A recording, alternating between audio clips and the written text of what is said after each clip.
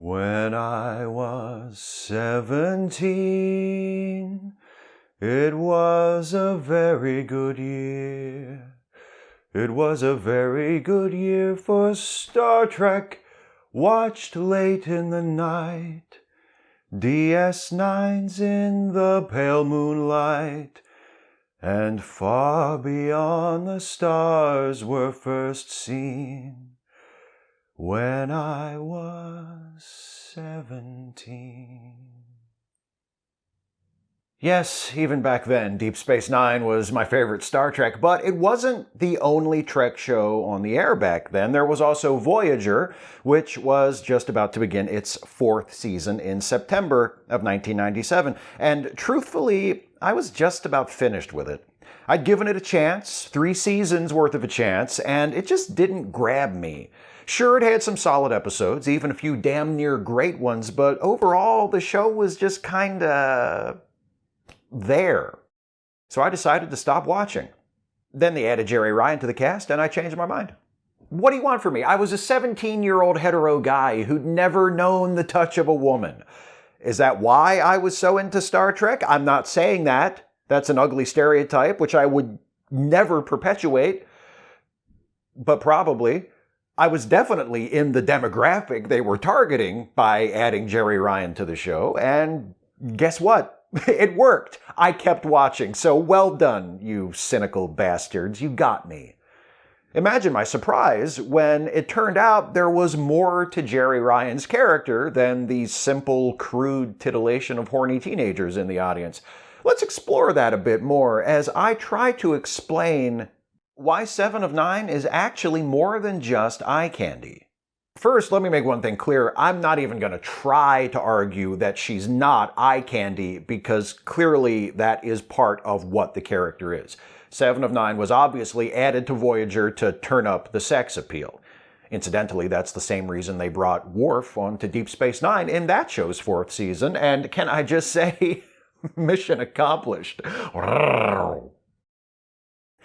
7's status as Voyager's designated sexy character is something of an obstacle. It does need to be dealt with when applying critical analysis. That's not because sexy characters can't ever be interesting and three-dimensional. They definitely can be. Sexiness as a trait shouldn't necessarily count against a character being taken seriously, but 7's sexiness doesn't quite connect with the rest of her, and because of that, despite how she grows and changes through the series, she never gets out from under the cloud of cynical fan service that hovers over her from the moment she's introduced. The most obvious example of this is her wardrobe. Why is she dressed like this? The in-universe explanation that her catsuit is a dermoplastic garment designed by the Doctor to help her adjust to being de-assimilated after spending most of her life as a Borg drone is pretty flimsy to begin with and completely falls apart once it's established that she doesn't have to wear a special skin-tight outfit and can dress however she wants. We know why she wears that outfit, and it has nothing to do with her Borg implants. It has to do with her body's natural curves. I told myself before I started, no juvenile double entendre and no implants jokes. They're hackneyed, they're lazy, and they don't even work in this case. Anyway, after 7 joined the cast, something unexpected happened. Thanks to the combined efforts of Jeri Ryan and the writers of Voyager, 7 quickly became the most interesting character on the show. Granted, that's not such a difficult trick on a show where most of the main cast consists of interchangeable blank slates and where even the captain is an inconsistently written patchwork of contradictory motivations and constantly shifting ethical priorities, but hey! Credit where credit is due. I think one of the main reasons why 7 stands out from the rest of her shipmates is how developed she is in terms of her character. She's one of the few characters on the show who not only starts out with a clear character arc, but is actually allowed to follow it. She doesn't change as dramatically as, say, Nog or most of the regular and recurring characters on DS9, but she's not nearly as static as everyone else on Voyager, or if I'm being honest, pretty much everyone on TNG. I love Next Gen. I'd take it over Voyager any day of the week and twice on Sunday, but character growth was not its thing. And other than maybe Data or Worf, and those are big maybes, I can't think of anyone on the Enterprise D who has an arc as interesting or as fully realized as Seven's. We meet her in the second half of the Scorpion two-parter that closes Season 3 and opens Season 4.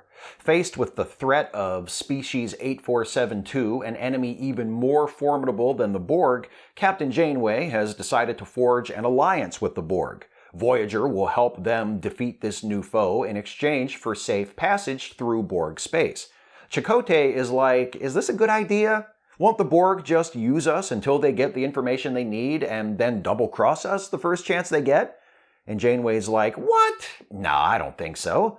Chakotay tells Janeway the parable of the scorpion, who hitches a ride across a river from another animal and then stings that animal halfway across, dooming them both to drown because the scorpion cannot resist its natural instinct to attack. Janeway demonstrates patience and sensitivity by allowing Chakotay to tell this ancient story that she surely heard 1,000 times before and listening as though she doesn't already have the thing memorized. The parable doesn't convince her. So then Chakotay says, also, I'm not sure how cool it is for us to help the Borg build a weapon powerful enough to defeat a species even more unstoppable than they are. Couldn't they then turn that weapon on, the rest of the galaxy? Janeway's like, blah, blah, blah. Since when do you have thoughts of any kind? Trust me, I'm Captain Janeway. I got this. Anyway, they work together to defeat Species 8472, and then the Borg double-cross Voyager first chance they get. Voyager escapes from the Borg, but the drone, who was selected to be the liaison between the Collective and Janeway's crew, 7 of 9, is left aboard Voyager. And she's not real happy to be there at first. 7 wants to be a Borg again was a thread that was picked up several times in her early episodes. In The Gift, the episode immediately following the conclusion of Scorpion, 7 gets angry when the Doctor starts removing her Borg implants and uses Voyager's communication system to contact the Collective, endangering the entire ship. Thanks, 7. We abduct you from the only home you've ever known, and this is the thanks we get? Were you this much of a jerk to the Borg when they abducted you from the only home you'd ever known? A few episodes later, in The Raven, Voyager just so happens to be flying by the site where 7 was assimilated as a child. How convenient! Which in this case I don't mind so much. Yes, it's a ridiculous plot contrivance that a few weeks after 7 joins the crew, Voyager just so happens to pass the very spot where 7 was Borgified. But not only does this provide the opportunity to fill in some of her backstory, it also allows the show to start developing 7's character in the present day. 7 detects a signal on a Borg frequency and steals a shuttlecraft to follow it, thinking she's rejoining the Collective. Instead, when she reaches the source of the signal, she finds not a Borg cube waiting for her, but the partially assimilated wreckage of the USS Raven, the small spacecraft 7 and her parents were aboard when they encountered the Borg almost 20 years before. Finding the Raven causes 7 to suddenly recover the memory of her assimilation. She re-experiences the fear of seeing her parents dragged away by the Borg, then being taken herself, something she had forgotten. Up to this point, even as she's begun to tentatively rediscover her humanity, 7 has been all about escaping Voyager and getting back to the Borg. As a result of her experience at the wreck of the Raven, she, along with us in the audience, realizes the true nature of what the Borg did to her and her family, and by extension, to billions of other people throughout the galaxy. She sees assimilation for what it is, an act of violence, a violation, an assault. By allowing 7 to remember her assimilation after repressing it for many years, and by depicting it in the way they did, the writers of this episode, one of whom was Brian Fuller, who would go on to co-create Star Trek Discovery, make it clear that 7 is not merely a de-assimilated drone. She's a survivor. And making the adjustment to being human again will demand more than simply having some unwanted technology removed from her body. It will require her to confront and deal with some pretty serious trauma. Now, this being Voyager, we don't see much of that, but I appreciate the fact that it's there at all. And maybe it's for the best that the show doesn't attempt to dramatize very much of Seven's actual recovery, given Star Trek's inconsistent record when it comes to showing characters deal with severe emotional and psychological damage. I'm thinking primarily of Ash Tyler's well-intentioned but problematic story arc in the first season of Discovery here, but there are other examples throughout the franchise. Presenting assimilation as an act of violence does more than add some depth to Seven. It throws a harsh light on the Borg themselves. I'm pretty hard on Voyager's treatment of the Borg overall. I think the show ruined them as villains by overusing them and diluting the threat they pose to the heroes, but showing us how terrifying Seven's assimilation was and how it continues to cast a shadow over her life even after she leaves the collective drives home what is truly frightening and evil about the Borg. It's one of the few positive contributions the creators of Voyager made to the Borg, but it's a big one. So again, credit where credit is due. So Seven has a character arc. She's a former Borg who is gradually rediscovering her humanity and individuality. We see her forming relationships with other members of the crew throughout the course of her years on the show, and showing us the trauma of her assimilation and her having to deal with that in the present gives her some dimension. But there are two more big things that help to make her Voyager's most well-rounded crew member. Of course, I'm talking about her intellect and her morality. Once she settles into the crew, Seven takes on the Spock role as designated smart person. She and Harry Kim renovate the astrometrics lab, and that becomes her primary work area. But it's not just the fact that Seven is shown to be really smart, it's that she's not afraid to disagree with Voyager's senior officers, including Captain Janeway, and in those disagreements, she's almost always proven right. For instance, in a scene at the end of Season 4's Random Thoughts, Seven says to the captain, "Hey, instead of stopping to make contact with every alien civilization we find, why don't we just, set a course for home and stay on it?" And Janeway explains that exploration is kind of their deal, and even though they're a long way from home, they can still learn valuable things from encountering new species, which makes sense and also allows for a more eventful show. But Seven's point of view still makes a lot of sense. Maybe Seven's advice to avoid all interaction with aliens they pass by is a little extreme, but it wouldn't be a bad idea to focus a little more on getting home and a little less on making friends, would it? I mean, they're 70 years from Federation space at high warp. All the stops and side quests ain't making the trip any shorter. The combination of Seven's intelligence and status as something of an outsider among the crew sometimes gave her a moral clarity that others on the ship, particularly Janeway, didn't have. I want to talk about two examples of Seven taking a moral stand in opposition to others in the crew. The first is from a 5th season episode titled Latent Image. In this episode, Seven discovers that the Doctor's memories have been altered without his knowledge. It turns out Captain Janeway, with the help of others in the crew, erased the memories of an emergency medical procedure where the Doctor chose to save his friend Harry Kim while allowing another injured crew member, Ensign Jatal, to die. The Doctor was so disturbed by the death of Ensign Jatal and his decision to let her die in favor of Harry that he became unable to function.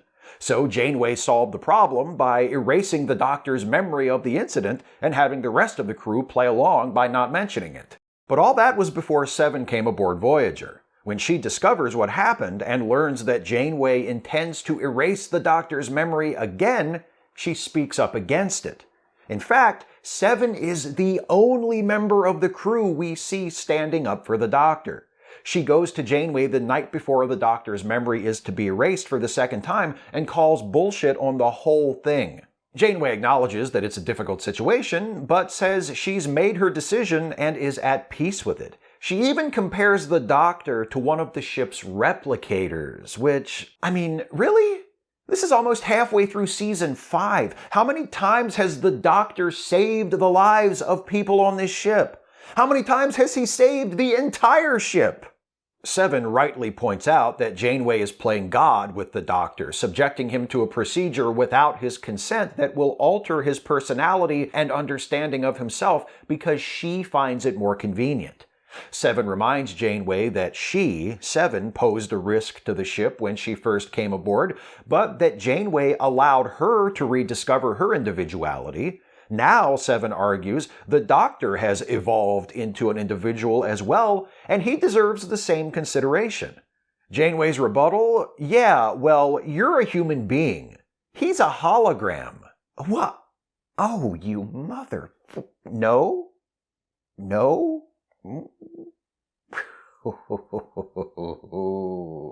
Anyway, Seven is clearly in the right there, and eventually Janeway comes around, and they decide that instead of lobotomizing the Doctor again, they'll let him work through his inner conflict over the death of Ensign Jatal. You know, like they'd do for any other person. I actually really like this episode of Voyager. It's a good episode for Seven, but it's also a good episode for Janeway. Yes, Janeway is being a huge asshole at first, and her arguments in defense of erasing the Doctor's memory, comparing him to a replicator, implying that it's okay to operate on him without his consent because he's a hologram, are repugnant, and it's very uncomfortable to hear those arguments coming from a Starfleet officer, especially the captain and dramatic lead of the show, but that's the point. Too often throughout its history, Star Trek has argued for progress and equality and inclusion by presenting them as the problems of other people, other societies. The heroes of the show are usually outsiders looking on with concern, confusion, and disapproval. Isn't it a shame those people over there haven't overcome their prejudice and intolerance like we have? Since we naturally identify with the heroes, depicting Starfleet officers as morally superior and the Federation as an ideal society can send the message that, yeah, discrimination and bigotry are problems, but not for us. I think that's a big reason why some fans get so upset whenever the Federation or Starfleet are shown to be less than perfect. People complained when Deep Space Nine did it, and they're complaining now because the new Picard series is doing it. Because it's a lot more comfortable when the message is those people have problems and need to change instead of we have problems and need to change. Seven challenges Janeway's dehumanizing and self-serving attitude toward the Doctor. Janeway listens, reconsiders, and ultimately changes her mind. So the message sent by the episode isn't just it's important to respect the human rights of everyone, even people different from you. The message is also you should be open to the possibility that you aren't as open-minded and enlightened as you think you are. That second half of the message is something Star Trek hasn't always been great at saying, but this episode does a nice job with it. So once again, nice job, Voyager. Oh, God. Words are like vinegar on my tongue. Of course, not all of Seven's moral stands are so clean, and they don't always serve as setups for others in the crew to learn an important lesson. Sometimes, instead of demonstrating her moral clarity, they show us her stubbornness, courage, and willingness to do what she thinks needs to be done to protect the ship, no matter what anyone else says. We see a great example of this in an episode from midway through Voyager's 4th season, titled Prey. Voyager encounters a member of the Hirogen, an aggressive species whose culture is centered around hunting. This particular Hirogen was hunting a member of species 8472.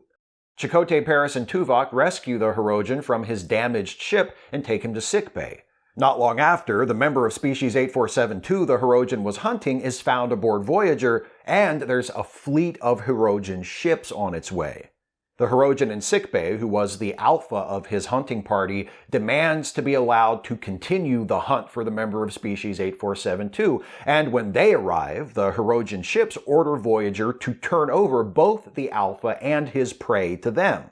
Meanwhile, the member of species 8472 has made telepathic contact with Tuvok, and through that connection, Tuvok learns that the creature is badly injured and only wants to return to its native realm of fluidic space to die. Knowing this, Captain Janeway refuses to allow the Alpha or any of the other Hirogen to continue to hunt the creature. Instead, she wants to open a passage to fluidic space to allow the member of species 8472 to go home. Here's where Seven comes in. Janeway orders Seven to help modify the ship's main deflector to create a passage to fluidic space, but Seven refuses, calling it a tactically unsound course of action. Janeway argues that showing compassion for another being, even an enemy, is the right thing to do, but Seven counters that an act of compassion that gets everyone killed isn't worth all that much. Modifying the deflector will take time, and when the Hirogen fleet catches up with Voyager, it'll probably destroy Voyager, killing everybody, including the member of Species 8472 Janeway is trying to help. Unlike the example I cited before from Latent Image, here, Janeway's position isn't entirely unreasonable. Her refusal to allow the Hirogen hunt to continue is admirable, as is her desire to help the member of Species 8472 return home. But I still think I have to side with Seven on this one too. Her willingness to turn the injured creature over to a band of bloodthirsty hunters who will certainly kill it might seem cold and uncaring, but the member of Species 8472 did sneak aboard Voyager and has been attacking crew members and generally wreaking havoc while attempting to escape the Hirogen. And if it's unlikely that they'll be able to help the creature get home in the time they have left, and refusing to turn it over to the Hirogen will result in the destruction of Voyager and the death of everyone aboard, is turning the member of Species 8472 over to the Hirogen really so unthinkable? I'm not saying Janeway should do it and feel good about it. I wouldn't feel good about it if I had to do it. I'd feel like shit if I were in Janeway's position and I had to turn a helpless being over to a bunch of kill-happy macho assholes like the Hirogen. But if it was the only way I could save my crew, I think I'd do it. Not Janeway, though. Even when Voyager is surrounded by attacking Hirogen vessels, she refuses to turn over the creature. In the chaos of battle, the Alpha Hirogen escapes from sickbay and finds the member of Species 8472. With Voyager on the brink of destruction, Seven activates the transporter and beams the Alpha and the member of Species 8472 onto one of the Hirogen ships. The Hirogen fleet breaks off its attack and leaves. And Seven, who saved the lives of the entire crew by ending the attack that surely would have destroyed the ship, is punished for disobeying orders. Janeway restricts her access to the ship's systems, though she adds, "We still need you in astrometrics, though, so you can keep working there if you want." Classy. Seven observes that Janeway has been supportive of her efforts to regain her individuality, but she only seems to like it when Seven's judgment as an individual doesn't conflict with her own. And Janeway's answer to that is, "I'm the captain, you're not, deal with it." Which, okay, fair enough, but on the other hand, how many times does Seven have to save everyone's lives by doing something Janeway doesn't think she should do before she earns a little respect? Seven comes into conflict with Janeway several times throughout her years on the show, and she's always right, and Janeway never seems to figure that out. And look, I'm not saying Janeway or anyone else should have just started deferring to Seven without thinking. She isn't infallible. And as I said, the deal with the Hirogen and the wounded member of Species 8472 was fraught with moral dilemmas where there was no one right answer. But she saved the ship. She saved Voyager from certain destruction. And Janeway's response is, "But you didn't do what I told you. Go to your room?" Come on, what the hell? Ma'am? What the hell, ma'am? Respectfully? Here's the bottom line. As all of you who have watched my stuff for a while know, Voyager is my least favorite Star Trek series. While it definitely has its moments, I don't think it was ever a consistently good show. But I also think that it became a better show once 7 of 9 came on board. She brought some personality and conflict onto the show, which it desperately needed. She grew and changed over the course of the series, and she anchored some of the best episodes of the show's later seasons. She was added as a cynical ploy to crank up the sex appeal, and the show's producers could have left it at that, but they didn't. And that's to their credit and to the credit of Jerry Ryan, who made sure that while Seven was usually emotionally reserved, she was never flat Ryan and the creative team of Voyager transformed Seven from a transparent bit of stunt casting into arguably the most interesting and three-dimensional character on the show. So, again, pretty much exactly like Worf.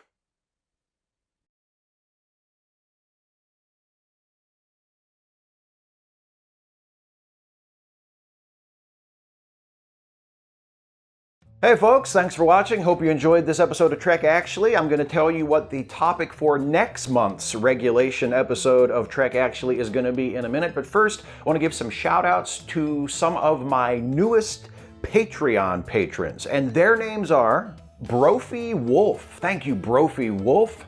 John Cranny. Thank you, John. TrekNut72. Thank you, TrekNut72.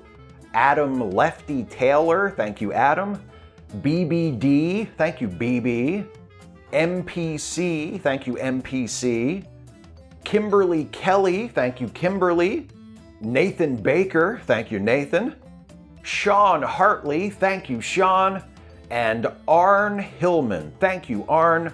Thanks to all of you who are patrons of this channel, however long you have been pledging, at whatever amount you are currently pledging. I appreciate all of your support. I could not do this without you. So if you enjoy this stuff that I do on YouTube, especially the Star Trek stuff, and you want to help me out and enable me to continue doing what I do, you can become a patron of this channel by going to patreon.com/Steve Shives. $5 a month or more gets you a shout out at the end of an episode of Trek Actually, and a patronage of any amount allows you to vote in the polls that determine the topics of future Trek Actually videos. So that's something else that you can take advantage of if you are a patron and you enjoy the Trek Actually stuff. You can vote for future topics. Now, before I reveal the winner of the most recently completed poll and the topic of the next regulation Trek Actually video, I also want to remind you that if you enjoy the Star Trek stuff that I do, you should maybe be listening to the Ensign's Log podcast. It is a comedy improv podcast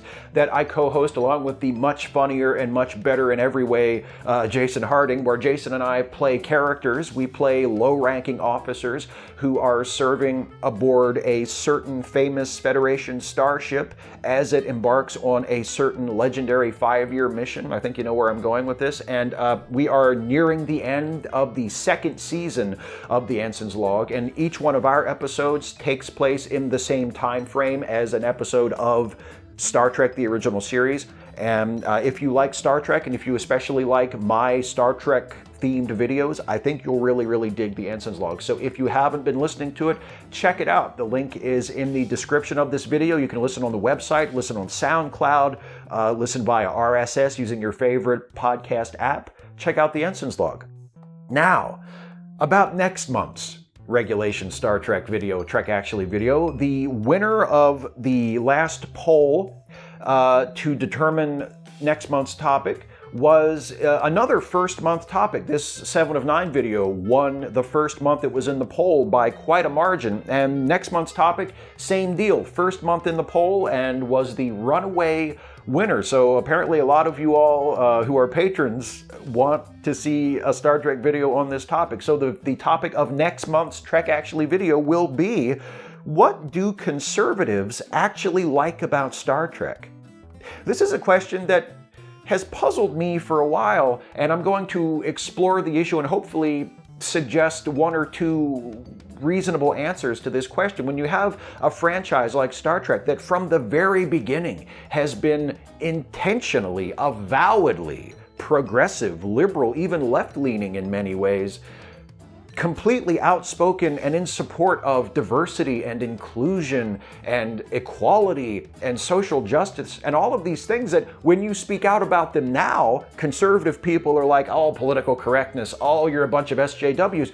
How can people like that love Star Trek when Star Trek is all of those things and always has been? Well, we're gonna take a look at that question and see if we can figure out what is it about Star Trek that appeals to conservative people when Star Trek is, for the most part, the antithesis of politically conservative. So that's next month's episode of Trek Actually. There'll also be a Not Actually Trek Actually spaced in there somewhere, probably another comment response video. Don't forget, If you are a patron at any level at patreon.com/Steve Shives, you can vote on the poll for the April subject of Trek Actually. That poll is live today, the day that this video goes up, so you can probably go and vote in that poll right now. And if it's not live yet, it will probably be in a couple hours, so you can go and vote for April's Trek Actually topic if you are a patron of this channel. I'll see you then. I'll see you in a couple weeks for Not Actually Trek Actually. I'll see you in between for a bunch of videos that have nothing to do with Star Trek that I still invite you and hope that you, at least some of you, would see fit to watch. And that's it, everybody. Thank you all so much for watching. Take care, and I'll see you next time.